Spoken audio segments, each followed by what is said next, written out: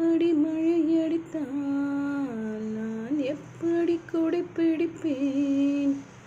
இப்படி அலையடித்தால் நான் எப்படி கால் நனைப்பேன்? இப்படி கண்ணிமைத்தால் நான் எப்படி உன்னை ரசிப்பேன்? இப்படி நீ சிரித்தால் நான் எப்படி உயிர் பிழைப்பேன்? ஓஹோ, இப்படியே வழி மறித்தான் எப்படி நான் நடந்திடுவேன்?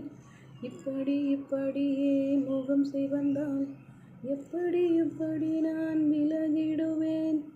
இப்படியே பூ கொய்தான் எப்படி நான் மறுத்திடுவேன்?